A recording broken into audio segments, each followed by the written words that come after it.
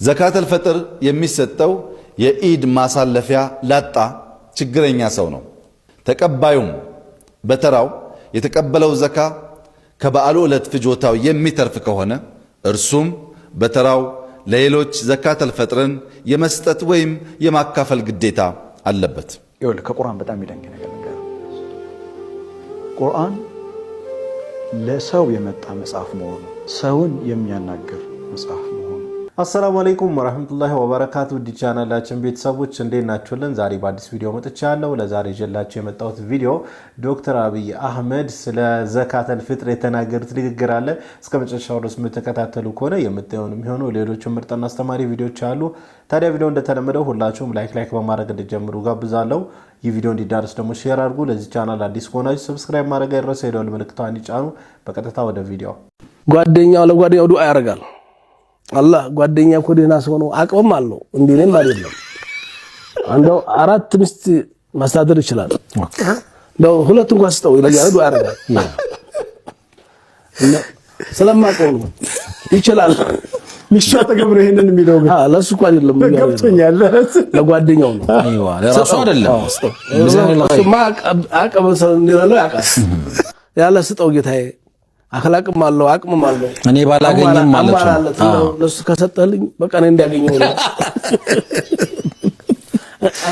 ሲወራ አራት ስጠው ያ ሱናውን ያሟላ ለዛ ሁለት እንኳን ስጠው ጨምርለት ይላል ተዛ መጣችና በጥፊ መታችሁ ለራሱ ምን ነው ምን አጠፋው ለራሴ ወላ ከሚስለ ذلك ለአዲ ለመላእክት ለኔ እንኳን የለም ለመጉት ዝም በል ተገኝታል ሱብሃንአላህ ገብቷል አይደል ሐሳባቸው አልገባኝም እኔ ተብራላችሁ ላንተ ዱዓ ያደርግላል መላእክታው ወለከ ሚስሉ ላንተም አላንተ ለሱ እንዲያስብ ካላንተም ይሳካል ብሎ መላእክታ ዱዓ ያደርግላል ዝም በል ዝጋፈና አሁን እንኳን አልሐምዱሊላህ ልታስከለክሉ ነው ጓደኛው ዱዓ ማድረግን አስተወችው አላህ ምን ነው አንተ ለሱ ስታረግ መላእክታ ደግሞ ላንተ ላይ ያደርግልህ ነው ሱብሃንአላህ ስለዚህ በቃ ለወዳጅ ዱዓ ማድረግ አሁን ከባድ ሊሆን ነው ማለት ነው በስር አድርግ ወከራው ግን ጃሩን ተወና በስር አድርግ እጂ በጣም ዘና ያደርጋል። በዛው ልክ ግን ትልቅ አስተማሪ ነገር አለው። ለወንድማችን ዱዓ ባደረግን ቁጥር እንግዲህ ለኛም አላህ Subhanahu Wa Ta'ala ያደርግልናል። መላእክቶች እንግዲህ ከወንጀል ንጹህ የሆኑ መላእክቶች ላንተም ብለው ዱዓ ያደርጉልናል አይደል?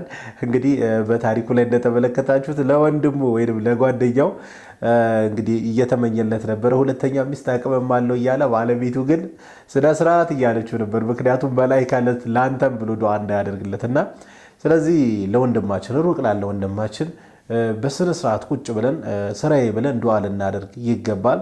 አንደኛ ወንድማችን ስለሆነ ጓደኛችን ስለሆነ ሁለተኛ ደግሞ ተጠቃሚ የምንሆነው እኛው ራሳችን ስለሆነን ማለት ነው።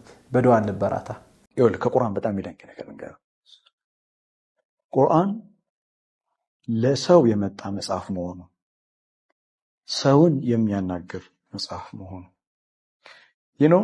ሰውን ስል ዘር ቀለም ቋንቋ ጾታ ሃይማኖት ሳይለይ የፈጠረን ጌታ በኪታቡ ሁላችንን ማናግረውና የትኛው መጽሐፍ አንብብ ምድር ላይ ላንተ ያሉን መጽሐፎች አሉ ስላንተ ግድ የሌላቸው መጽሐፎች አሉ ፋይዘው ምሳሌ አንተ ሶሺዮሎጂ መጽሐፍ አንስተ ብታነባ ሶሺዮሎጂ ብዙ ላይ ማረክ ይችላል ወይ አንትሮፖሎጂ ወይ ፖለቲክስ ለምሳሌ ኦኬ ምንም በቃ ካንተን ጋር አብሮ ላይ ይችላል ስለ ሚዲያ መጽሐፍ ብታይገኝስ ይመቻላ ሚዲያ ሳይኮሎጂ ምንድነው ማለት ካንተ ሙያ ጋር ስለሚሄድ አብሮ ማለት ለሌ የፈለኩት ነገር ምንድነው ገበያ ሄደን መጽሐፍ የምናገኘው መጽሐፍ በአጠቃላይ ሁላችንንም እኩል ያናገራል የማይመለከተኝ መጽሐፍ አለ ለሌላው ግን ህይወት ይሆናል ያ መጽሐፍ ቁርአን ግን እንደዛ አይደለም ቁርአን ለሰው ልጅ ሁሉ ነው በየትኛውም ዘመን በየትኛውም ጊዜ across any culture across any civilization የትኛውንም ባህል ስርዓት ውስጡን የትኛውንም ቋንቋ የምትናገሩን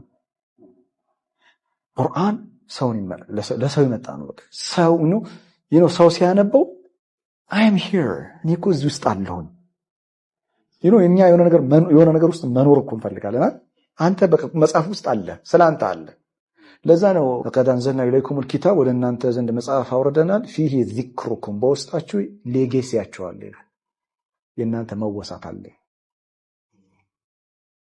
ለዛ የሚደንቅ ነገር ልንገረው። እንግዲህ የሚገርም ቆይታ አድርጓል ኡስታዝ ካሊድ ክብሮም ከእስማኤል ተክሌ ጋር መስኮት ቲዩብ ላይ ማለት ነው። ሙሉን መስኮት ቲዩብ ላይ ታገኙታላችሁ። ኡስታዝ ካሊድ ክብሮም ስለ ቁርአን እጅግ በጣም በሚያስገርም ሁኔታ እየተነተነ ያው እናውቀዋለን። ኡስታዝ ካሊድ ክብሮም ስለ ቁርአን ሲተነተን እንዴት እንደሚማርክ እንዴት እንደሚመስጥና በጣም ቆንጆ ቆይታ አድርጓል። መስኮት ቲዩብ ላይ ሙሉን ማግኘት ትችላላችሁ። ስለ በሲራም በደንብ አውርተዋል። ኡስታዝ እየተናገረ ነበር። ቁርአን የሰው ልጅም በሙሉ የሚያናግር መጽሐፍ ነው። ዘር፣ ቀለም፣ ሃይማኖት ሳይለይ ሰው ለተባለ ፍጥረት በሙሉ የተላከ መጽሐፍ ነው እያለ ነበር። ብዙ የማይመለከቱ መጽሐፎች አሉ እዚህ ምድር ላይ በሰው ልጆች የተጻፉ። ነገር ግን ከአላህ Subhanahu Ta'ala የተሰጠን መጽሐፍ የሰው ልጅን በአጠቃላይ ዘር፣ ቀለም ሳይለይ ለሁሉም የተላከ መጽሐፍ ነው። ሁሉንም ማናገር የሚችል በየትኛውም ስልጣኔ ቢሆን በየትኛውም አገዛዝ ስነ ስርዓት ውስጥ ቢሆን ቅዱስ ቁርአን ሁሉንም ሰው ማናገር ይችላል። እጅግ በጣም ትክክለኛ የሆነ ገለጻ ነው። አላህ Subhanahu Ta'ala ይህን የመሰለ ተአምር ስለሰጠን ልናመሰግነው ይገባል። አንዱ እዚህ ተራዊህ ትንሽ ሰግዶ ይወጣል። አንድ ቀን ለምንድን ነው አልኩት፣ ከሐበሻ ተነስተህ እናት ካለ ተሸክመሃት ሐጅ ብትወስዳት ጀዛዋን አትከፍልም፣ በእግርህ ሙሽ በአይሮፕላን። አሁን ቤት ኪራይ ከፈልክ ማሻአላህ ተባረከላህ፣ ታወሳዋለህ እንደ ጭራሽ። ይሄ ነውር እኮ ነው። لا تبطلوا صدقاتكم بالمن والأذى ጭራሽ አባት እናት ላይ ትመጻደቃለህ። ጭራሽ አላህ ይቀበል ማለት እንጂ አባት እናት ካሉ ትልቅ የጀነት በር አለ ቤት ውስጥ ኸድማቸው እነሱ። አንዱ እዚህ ተራዊህ ትንሽ ሰግዶ ይወጣል። አንድ ቀን ለምንድን ነው አልኩት፣ ጓደኛዬ አለ አባቱ ፓራላይዝ የሆነ እዚህ አዲስ አበባ ላይ ታሞ የተኛ ጓደኛ አባቱ ታሟል አለ። እኔ ትንሽ ሰግጄ እሄድና እሱ ደግሞ መጥቶ ትንሽ ይሰግዳል ላለመተው ነው አባቱን አለ። እዚህ አዲስ አበባ ላይ አልহামዱሊላህ አሉ ወጣቶች ማለት ነው። አልহামዱሊላህ ለሃዳ ሱብሃንአላህ እውነት ነው። ለእናት ለአባቶቻችን የፈለገውን ነገር ብናደርግ ሐቃቸውን አንወጣም። በቻለው መጠን ግን ሰበብ ማድረስ አለብን። የወላጆቻችን ሐቅ ለመወጣት ወላጆቻችንን ለማስደሰት ጥረት ማድረግ አለብን። ቢያንስ ጥረት ስናደርግ እነሱን ለማስደሰት ጥረት ስናደርግ ያንን ሲመለከቱ ብቻ እነሱ ጋር የሚሰማቸው ደስ የሚል ስሜት አለና እየጣረን ወላጆቻችን ለማስደሰት ጥረት እናድርግ። አላህ Subhanahu Ta'ala የወላጆቻቸውን ሐቅ የሚወጡ ባሮች አድርገን። አሁን ወስዳችሁ ቪዲዮ ወደ መጨረሻው ቪዲዮ ነው። ይህ ቪዲዮ ጠቅላይ ሚኒስትር ዶክተር አብይ አህመድ ስለ ዘካተል ፊጥር የተናገሩት ንግግር አለ። አሁን ደግሞ ጊዜው የሱ ነው። ቪዲዮን እንመልከት። ከዚያ ራሳችን አሰባስተን እንሰጥበታለን። ዘካተል ፊጥር ጾም እንዲጾሙ ግዳጅ የሌለባቸውን ህፃናትና ሌሎች የቤተሰብ አባላት ጭምር አካቶ በእያንዳንዳቸው ብዛት በነፍስ ወከፍ በአንድ ሰው አንድ ቁና ወይም 2 ኪሎ ተኩል ገደማ ያህል ያወጣል። ወይም በአካባቢው በተለምዶ ከሚመገቡት የእህል አይነት ወይም የዚያን ተመን ያህል በገንዘብ ተሰልቶ ይሰጣል። ዘካተል ፊጥር የሚሰጠው የኢድ ማሳለፊያ ላጣ ችግረኛ ሰው ነው። ተቀባዩም በተራው የተቀበለው ዘካ ከበዓሉ ዕለት ፍጆታው የሚተርፍ ከሆነ እርሱም በተራው ለሌሎች ዘካተል ፊጥርን የመስጠት ወይም የማካፈል ግዴታ አለበት።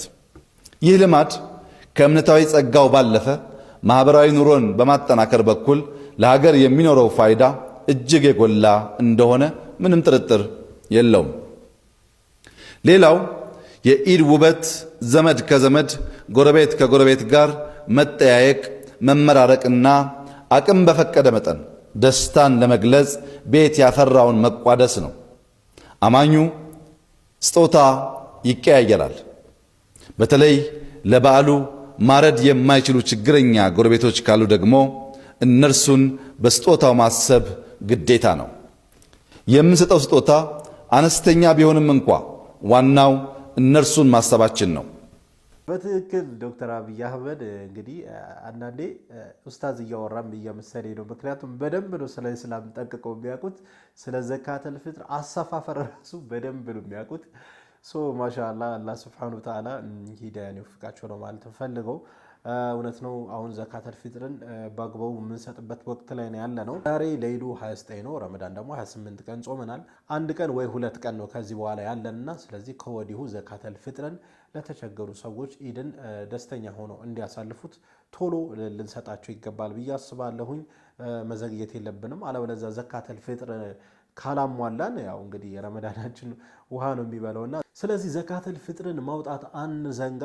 በቤተሰቦቻችን መጠልክ ዘካተል ፊጥር አካባቢያችን ለሚገኙ መሳኪኖች እንግዲህ በቤተሰባችን ቁጥር ልክ ቆጥረን ዘካተል ፊጥር ማውጣት መስፈር ይኖርብናል ብዬ አስባለሁ። ላስታውሳችሁ ብዬ ነው። ለማንኛውም ለዛሬ ይዤላችሁ የመጣው ቪዲዮ ይህን መስል ነበረ። ቪዲዮ ከወዳችሁ እንደተለመደው ሁላችሁም ላይክ አድርጉ።